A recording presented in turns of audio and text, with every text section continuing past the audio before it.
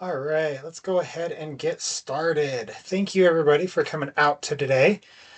Um, Let us know if you can't hear anything. We've gone through everything. We should be good. We've got some windstorms near where Alex and I are at. So if we cut out, I do apologize. Utah winter is seeming to bring another small little mini storm in for us. So let's get started with today. We are going to discuss and talk about student achievements inside of UASIS. While student achievements are primarily, we talk about like diplomas and GEDs, there are other achievements that students can achieve and get marked inside of the system, many of those in which we do report up to NRS. So whether you do the GEDs and diplomas or diplomas within your program, there are other ones that you probably can have your students achieve, and that's what we're going to go through today. So let's jump off going with data maintenance. First question always, have you logged into UASIS to enter data recently?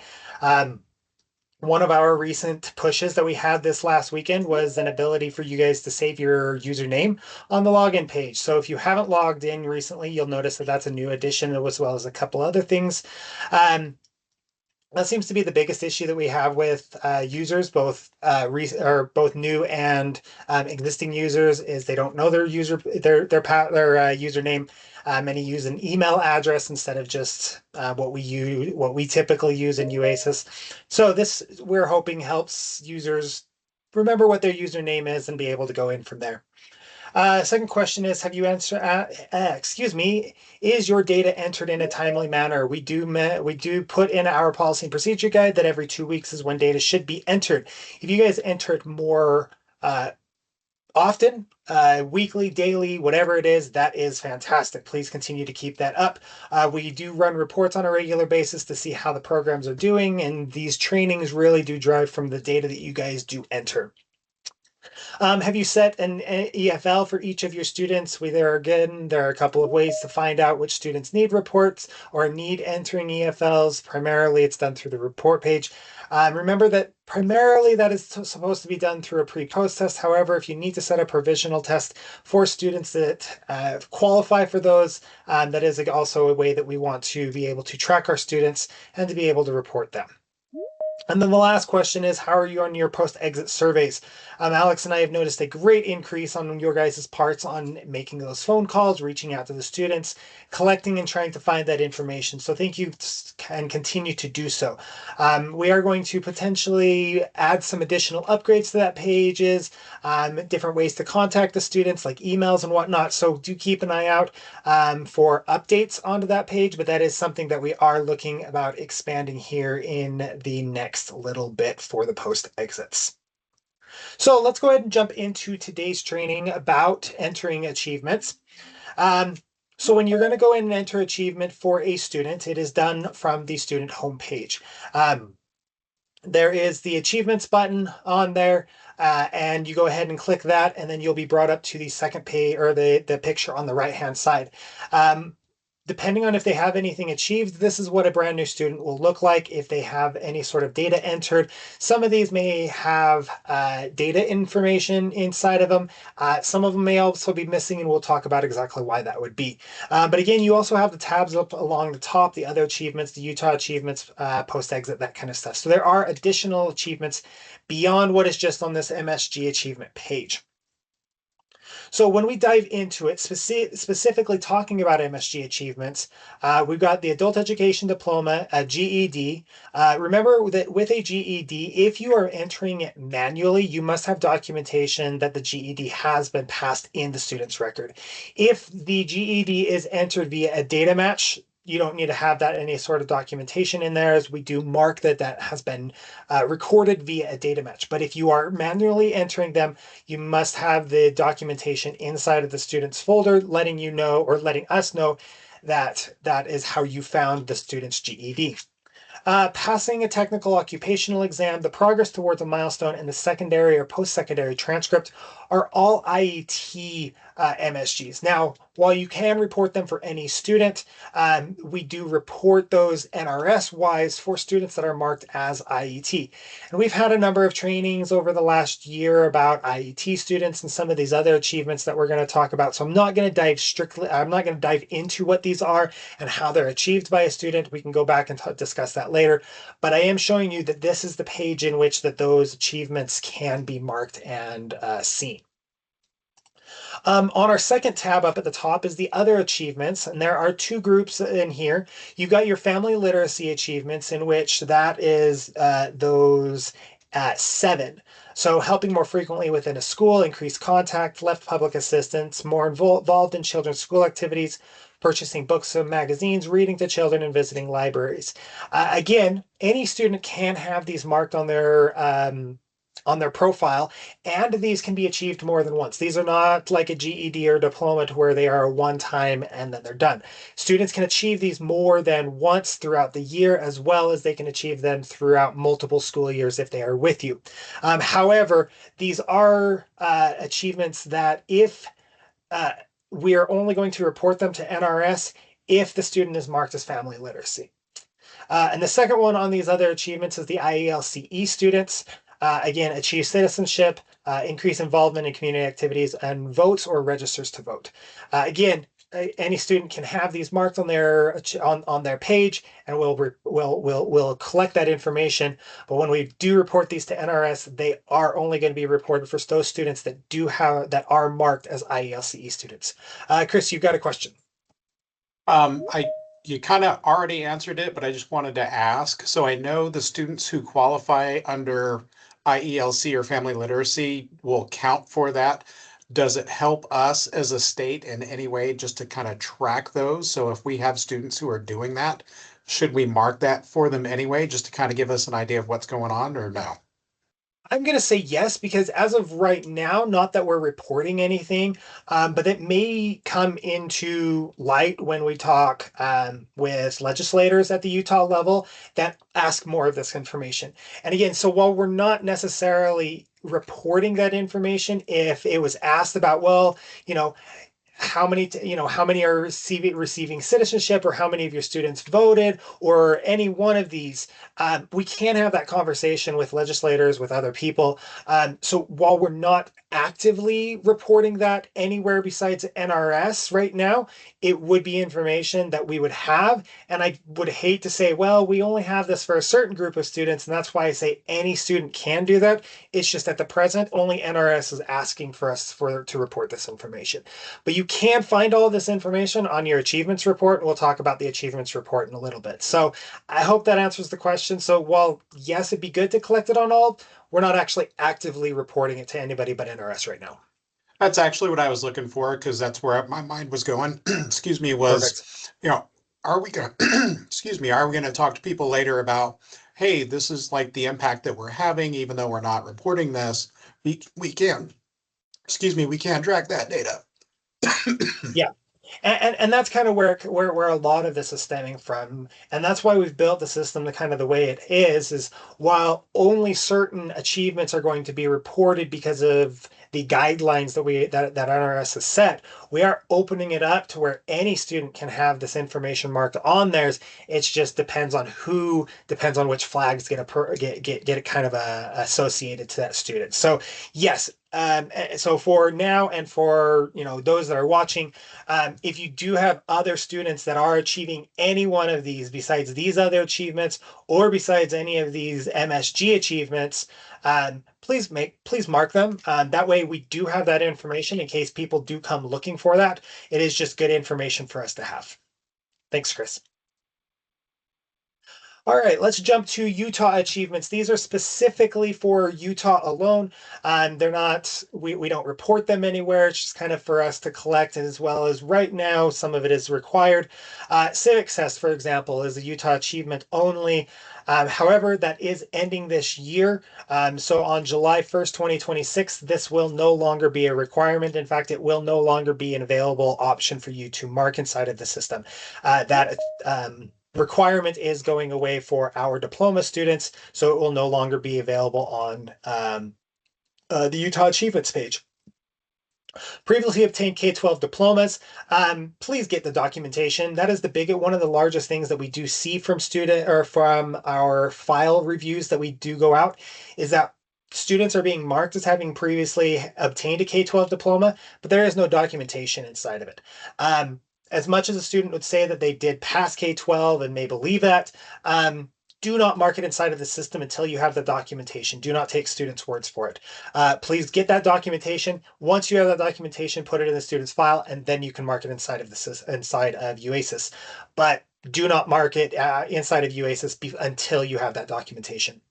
And then for those students that are working towards a diploma, there is that seal of biliteracy.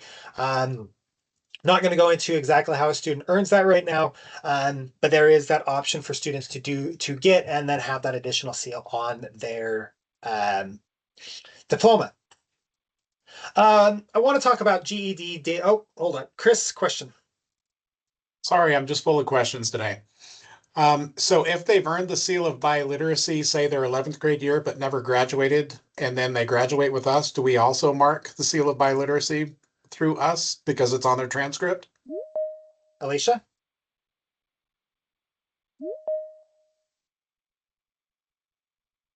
On the seal of biliteracy, is that what you were asking? Correct. Yes, if a student earns it in K-12 and they don't graduate through K-12, but graduate through us, but have earned the seal of biliteracy, can we still mark it? Yes, we Okay. can. Okay. Thank you. Perfect. Good questions. Okay, let's talk GED data matches. I have had a number of questions come up over the last month or so about the GED data matches, how that happens, different questions like that. So first off, the GED data match does happen nightly, except over the weekends. Saturday, Sundays, we don't do it. So any files, any information that we collect Saturday and Sunday gets processed early Monday morning. The GED ID is the preferred method of data matching these students. If the student does mark that you are working with them inside of the system, you can look up what their GED ID is. It's a 16-digit code. And that is the best one-to-one ratio match to make sure that this happens. If we do not have a GED ID, we do try to do it on an SSN, but we are noticing that not many students give SSNs in the GED system, so we don't really have that. The next way is usually becomes the student demographic. So first name, last name, date of birth, that kind of matches. And we do the best we can to try to match them. However, due to some of the restrictions or the way students spell certain things, it just sometimes doesn't always match up. So if you do have questions, and many of you have been doing this, if you say that a student should be on this match and is not, if you've waited if you've waited a day or so after they should have already been on there, send me a message. I'm happy to look into it. Sometimes it's just that a name spelling was different, or there's a hyphen and there's not in our system. So there's a number of reasons on why it can't. I can add those manually to your GED potential match and then have you guys approve them from there. Speaking of that GED data matching page, this is a page in which you approve or deny any of those matches. Now, when they end up showing on this page, that does not mean that they have passed the GED. This simply means that inside of the GED system, they have created a record. Now, if I go in, for example, create a record today, and I'm inside of UASIS, my information will end up being data matched, even though I may not take a test today. I may not take a test for another 2 or 3 weeks, but just because I haven't taken the test doesn't mean that we don't want to set that GED match. Any students that you approve on the GED data matching page, we take that GED ID and we match it or we put it in UASIS so that we do have that one-to-one link. And then any future updates that come through automatically happen. So when the student does pass the GED, when they pass any sort of their additional tests, all of that information does automatically happen if we go in and approve it. But remember, just because they're on that data matching page does not mean that they aren't that they have passed their GED. As well as these are not students that are necessarily currently active. For example, there may be a student that you see on there, you're like, oh, I know the student, but they worked with us last year. we want that information inside of the system in case they happen to come back, ask any sort of questions, things like that. That way we have that in data information inside of our system. So even if a student is not active, please approve those on the list. If you deny it, it really will reject that. We won't have any sort of match. We can undo those denies. If you do run into that, I have had to do that a couple of times, just you get clicking through and accidentally click the wrong one. But if you do recognize the students, please go ahead and do that data matching for those students. The EFL MSG, when we're talking GEDs, there is a one of the EFL MSGs of passing a subtest. There is no manual way for you guys to mark that. The only way that that happens is through a data match. And so that's why we really want these data matches to happen so that we get our MSGs as we need, as well as, you know, all of the future data matching does happen appropriately. There is a question, is there any kind of report that we can use to check which students who have been data matched? No, actually there's not.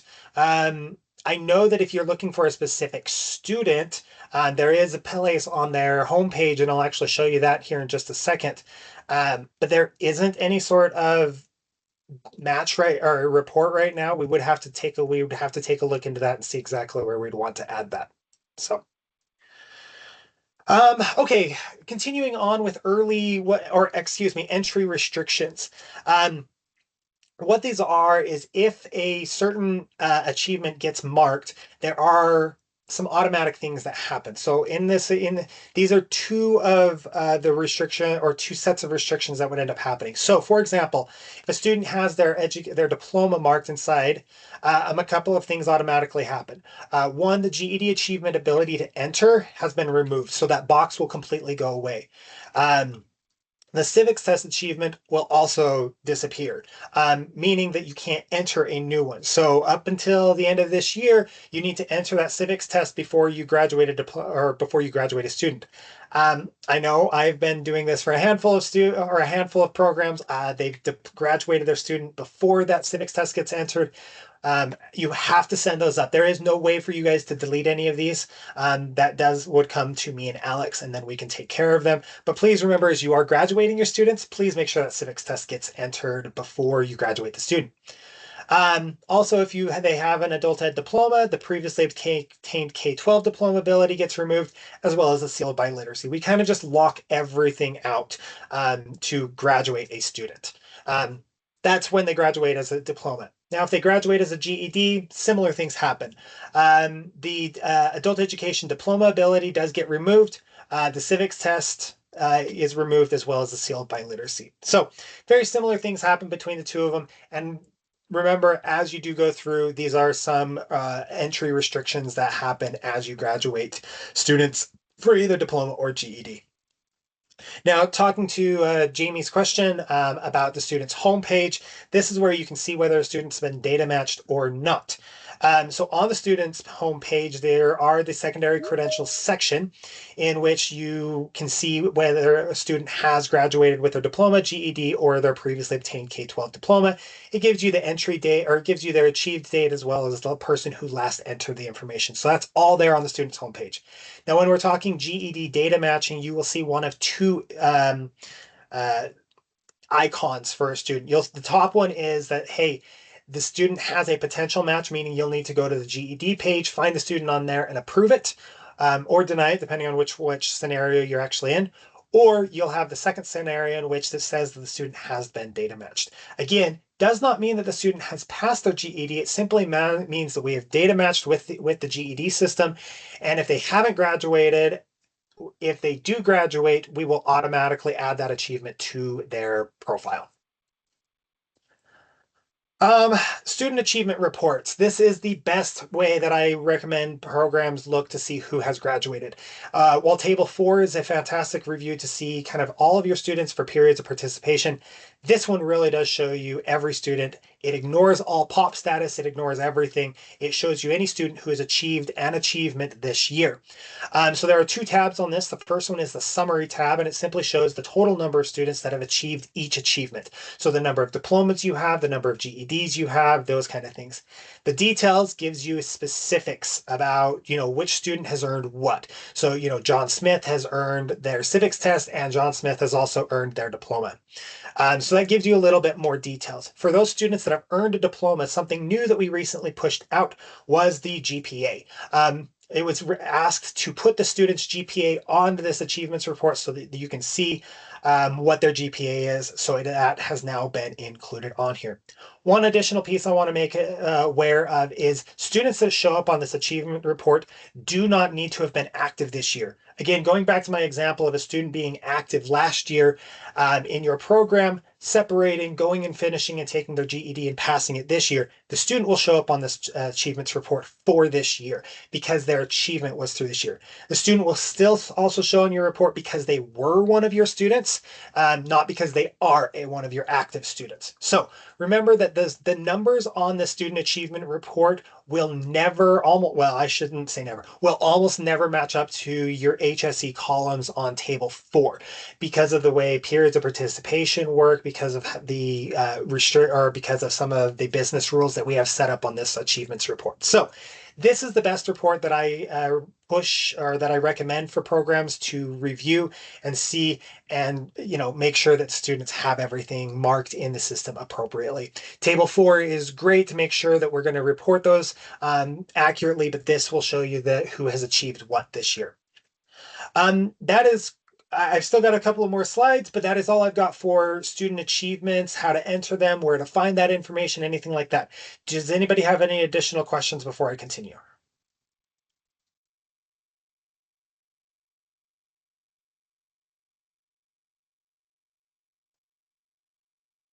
Okay.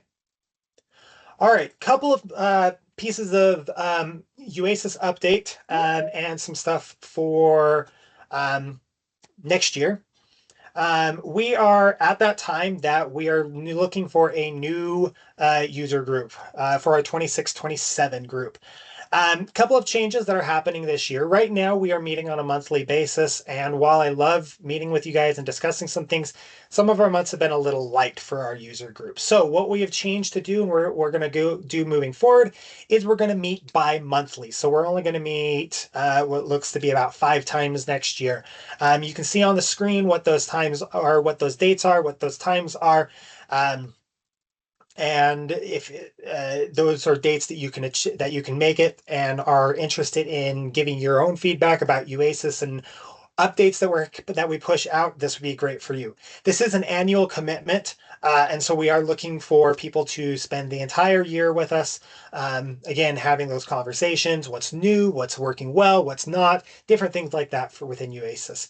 And anybody is welcome to do that. Administrators, teachers, we really would love to see a whole group of people from all different walks within the program. Because what works for teachers may not work as well for admins and vice versa. And so I always like to get the opinions of everybody there is. The QR code on the side is a Google form that if you are interested in signing up and being part of our user group, please fill that out. Again, this does not mean you are going to be part of our user group. This is just that you show interest in it. Once we finalize everything, which will be just after Thursday next month in May, we will contact everybody who is interested, and we'll let you know if you are a part of our user group for next year. Again, if you are part of it this year and still want to continue, please fill this out as well. I'm not going to automatically assume anybody that is part of the user group wants to be, but again, we are also looking for new faces. I would love to get new input about what you guys are working through in UASIS, new problems that you guys are coming up with, and how UASIS can help solve those. Something else that's coming up, brand new that we're doing this year, is in 2020, in next program year, the 2027 school year, we are going to be looking for a testing group. This is going to be a small group of probably 3 to 4 people. It's an annual commitment, but what we really want is Alex and I would like a small group of users that when we are ready to do an update inside of UASIS, that we want a user side to go through everything, test all of our reports, test any new functionalities, different things like that. This is something that we've kind of struggled with over the last couple of years. I do the best testing that I can. Alex does the best testing that she can. And it just kind of falls through the cracks sometimes about little bugs that miss or spellings or different things like that. And that's what we're looking for, is we're looking for people who are really interested in diving in and looking at this. We are expecting, for those that are interested, it's a quick turnaround. So when we push out hey, this is a new update that we're doing, it's a 48-hour timeline, meaning I want to hear back positive, negatives, whether something is working, something is not, everything. That feedback needs to happen real quick, because we usually end up having a turnaround within probably about 96 to 100 hours of when we're going to actually end up pushing the data out. So again, we need responsive people to be able to jump in and do this code. We are looking about getting a stipend approved for this group. We are still working on it, so I can't give any sort of numbers officially or as of right now, but we are looking about creating a small stipend for this group. If you are interested, the QR code is also a way, takes you to another Google form. You can fill your information out there. But again, if you're interested in the testing group, please go ahead and sign up. Now, a couple of UASIS things. Again, I apologize that we had 2 quick pushes this week, one on Monday and one early this morning. We had a bug that we needed to fix inside of the GOAT report that was causing a timeout issue, but it is now fixed, it's now runnable, and it's now customizable. So when you do run it, you will end up seeing all available columns down on the bottom, and you can select as many that you want to view. Again, this report has over 100 columns, so there is a lot of information, and not all of it is relevant to the questions that you are currently asking. If you select only up to 5 check marks, that information will be displayed down below, so you can see student names, their numbers, and everything else, as well as the 5 selected columns that you have. If you want to export that information, you go ahead and click the left download button. That will give you all the options that you've selected. However, you can still download all 100 columns if you would like. You click the right side, the download button, and it will download all 100 columns for all students within. So we're hoping that this allows you guys to be a little bit more customizable for your reports and be able to see just the information that you want. Second thing that we have pushed out recently, this was an update back end of March, so a few weeks ago, but we need this information inside of the system as soon as possible, and this is your testing certification information. The reason that this is going to become super crucial is in our next update in May, when you go to enter a test in for a student, only staff members that are certified to give that test will be on that drop down for proctors. So we need to make sure that the information for your staff members are entered in. So when their certifications expire, what certifications they actually hold. We have this information. You can download this information on the staff list, but please make sure that all proctors have this information in. Again, I will give probably a week's notice before this actually does go live inside of the system, but I wanted to get this information out now so that you guys can start working on it and getting all the information in for your staff members. That way you don't run into any sort of pill as you are actually going and adding students towards the end of the year for all post-testing. So that's everything I've got. Are there any questions before we go ahead and leave for the month?